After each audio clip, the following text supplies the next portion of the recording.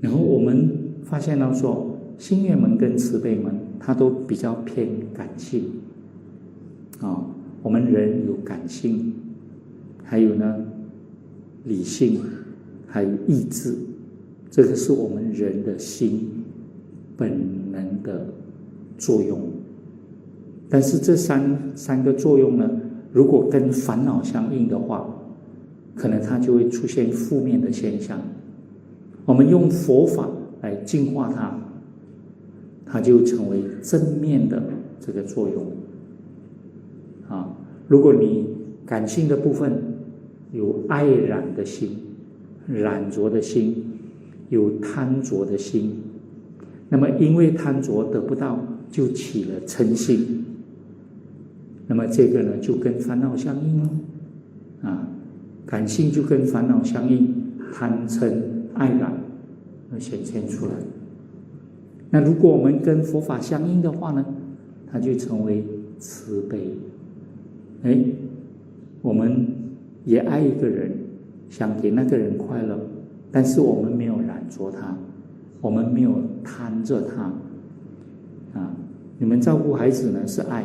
可是我们的爱呢常常有一种染着，所以呢我们常常以为我们的那一套加在孩子身上就是好的。所以呢我们常常听到很多父母都讲，我是为你好的，我是为你好的。孩子在那边讲，你不要为我好，好过你为我好。为什么呢？你为我好呢，你要的都不是我要的。你们老人家啦我们已经各代了，知道吗你要的好不一定是我要的好，你可能跟不上我们这个时代。我们年轻人有我们年轻人的理想，甚至我们的梦想，可是呢你们父母为我们好，把我们的理想压下来，把我们的梦想叫醒，都不给我们有机会。这种爱呢就叫做有染着的爱。有染着的爱呢，有时候又会染着太深然后染着太深的时候呢，又有水出来了，就把它溺了溺爱，结果把孩子溺死了对不对你们常常把孩子压到水里面去溺的，知道吗？因为你太爱他了，怕他太热了，放到水里面去，结果他就很辛苦了我们爱他，我们希望他快乐，我们希望能够帮助他减少烦恼，但是呢我们要懂得适当的，我们要对他慈悲，要用慈爱的心，不是染着的心所以我们要了解他们的需要，要以时并进。这个年代是什么呢？我们要尽量的然后听他们的心声，听他们的理想这样你对他们的爱呢才有慈，才有给他们快乐的那个成分才能够帮助他们拔掉一些烦恼。慈悲所以你看很感性的我们就看到，那么如果你染着太强了以后呢，爱得太深，很容易呢他就起嗔。你看爱得越深的人呢，当他们分开的时候呢，是真的有一些是恨之入骨，所以爱之入骨的时候就会恨之入骨，对不对？爱和恨常常呢就扯在一起，这个是我们的感情跟烦恼相应了。那我们不要让它跟烦恼相应，我们就要让它转化净化为慈悲。所以佛法就告诉我们怎么样行慈悲经文里面很多关于这一方面的。那么还有理性的部分呢，理性的部分其实很重要。本来这三个我们心里本然性的功能呢是要一体运作的，但是我们人呢现为这个人生，从现实的状态里面呢，我们常常会有偏重我们会有偏重。本来偏重呢也不是太严重的问题。但是我们有些人不止偏重，还偏废啊！你强化了一个部分的时候呢，其他的就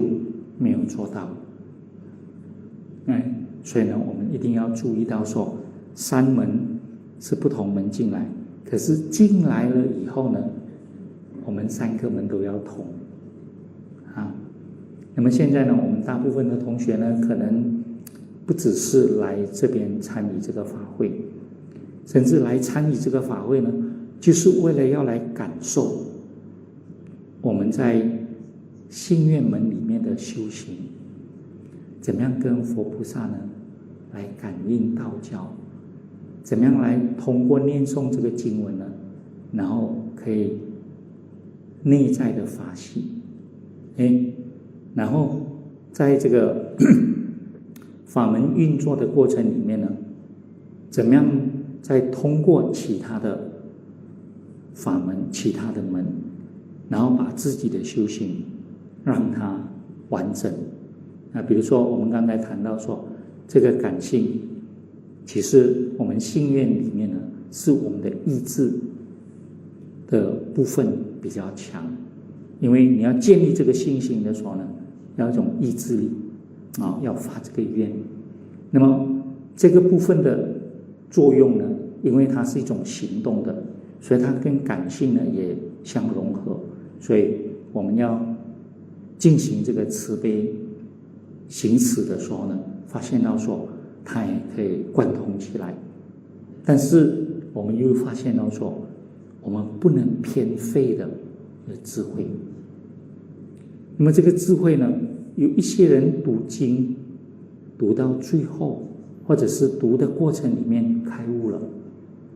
开悟就是一种理性、理智的一种作用，但是这个理智的作用呢，是在运作的过程中很实际的应用，最后呢，他完成了，他体验到了，实际的体验到了。一般上呢，我们那些理性的同学呢，他们不太来念经，他们比较喜欢读诵。有时候他们读诵呢，他们会读这个经文，但是更多呢喜欢读什么呢？读论。理性的同学呢，要建立这个理论。那些同学呢，可能不会来念经。那如果他们不来的话呢，他们慢慢的就失去了一种宗教的这种情操。所以理性的同学呢，常常讲，我们呢要皈依三宝的话，都皈依理性的三宝。结果呢，我们现实的三宝，就佛像这个经典跟这个现实的这些出家僧团，他们就不来皈依了，偏废。可是感性的同学呢，一定皈依这个三宝，我们叫做住持三宝。那么住持三宝就是佛教在世间最直接的一种呈现。因为佛涅槃了嘛，释迦牟尼佛。那么诸佛菩萨呢，我们只能够从经文或者是从你的修行里面去感应。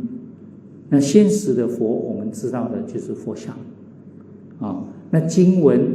它就从经这个文字，然后经书的一种方式来流传。那我们通过这个经书的阅读，我们就可以读到这个经文，就皈依这个法宝。那么谁来领导我们呢？就是我们出家的法师，很多优秀的法师。那僧团很大，有时候呢，我们不免会发现到一些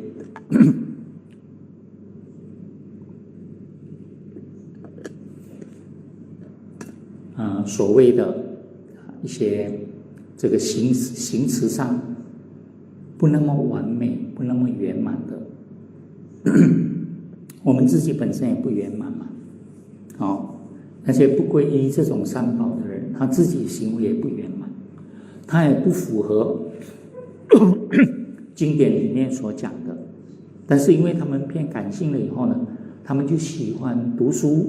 喜欢读书会，喜欢研究佛法，研究经书，研究论述啊。但是呢，在感性上，在信愿上，他们就偏废了。那么这样的同学呢，比较偏理性的同学呢，他容易出现另外一个情况，就他们没有信愿，倾向佛教，所以他们的这种意志的作用里面就会迷惑，意志的作用迷惑的话呢，他们就会升起这个慢性啊，他们觉得我研究那么好了啊，我又是博士了啊，研究这个佛法，哇，研究很多这些经论，什么内容我都知道，通过什么文献啊、学术的方法，哇，都很厉害了啊，甚至经文里面有一些文献上的资料，他都可以批判啊，最后呢，养成了一种这个感性对不起，意志上的这个迷惑，就是这个慢性。我们发现到呢，容易产生这种心理啊，所以这个是偏废。假如他这个人没有偏废的话，他只是偏重，然后呢，他也会来念经啊，他也会去做一些慈善的工作。慢慢的，他发现到说，因为他的智慧，让他在信愿的这个领域呢，能够做得更好。你们在念诵经典的过程中，慢慢念出了这个经文里面的这种美味哇，经文讲得那么好啊，欢喜，然后那个智慧就开始呢，开了，我们所谓开智慧了，对不对？所以我们有一些法师或者有一些居士，就是念诵这个经文的过程中，他们开悟了，他们发现到说，所有的智慧，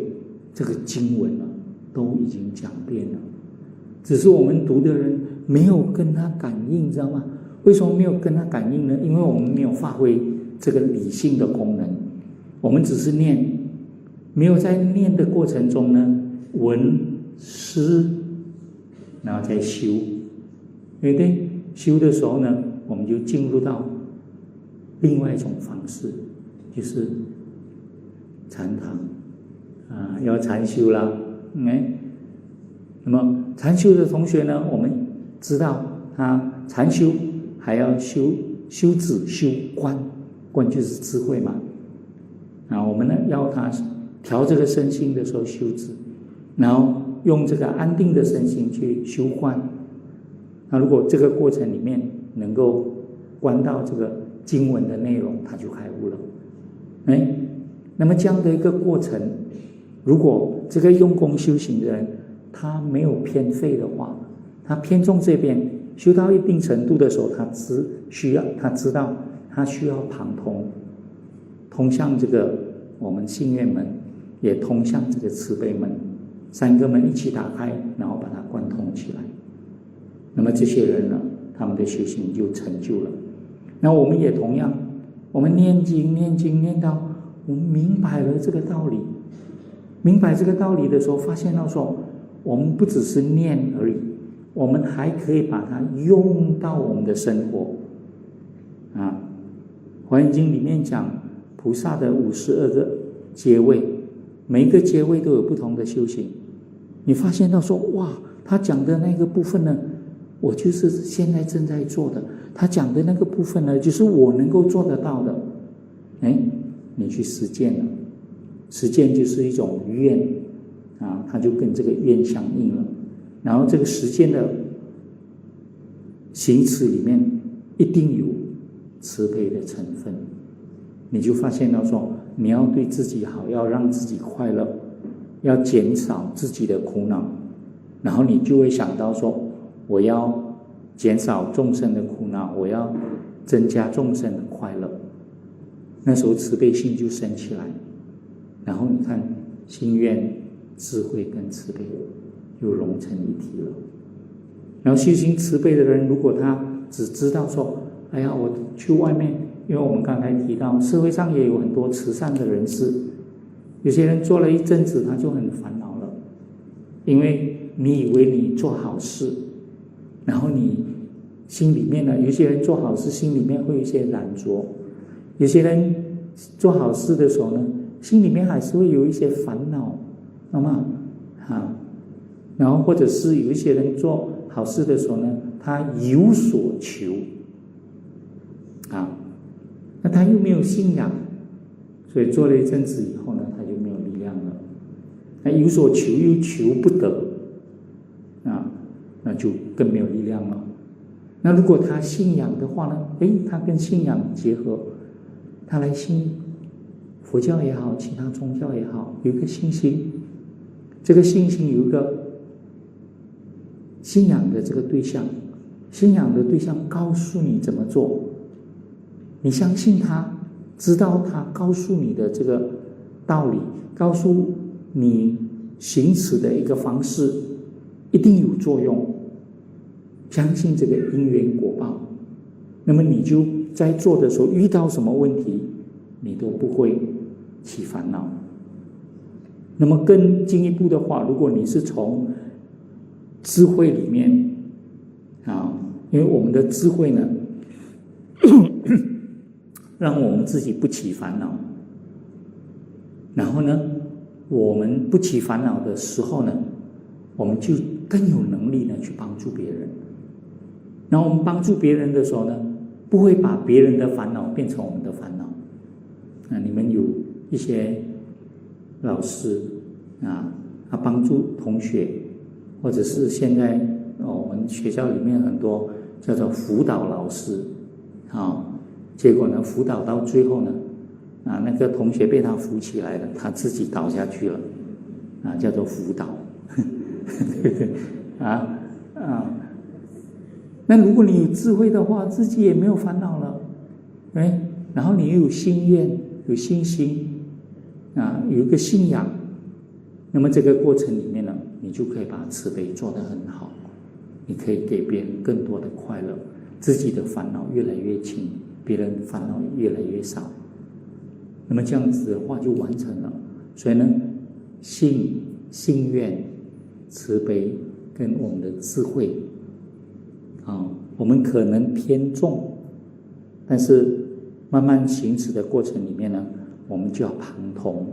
最后呢我们三个门一起打开，然后同时完成，那么就是我们佛法修行最完整的就圆满很完整。其实呢在我们的华严经里面讲了很多这样的内容，你们在这几天读的过程里面看看能不能够开悟看看能不能够体会到这样的智慧，这样的信愿，然后这样的慈悲。假如你们这个法会完成了以后呢，你们带着这三个门都打通的这种体验回去的话呢，这个是收获最丰富了所以我们希望到时候呢看到不管是你来几天，不管是你圆满这个课程的同学呢，大家都法喜充满的回去，因为呢大家都有智慧，又有信愿，又有慈悲，然后把它贯通起来。好，今晚先讲到这里。好。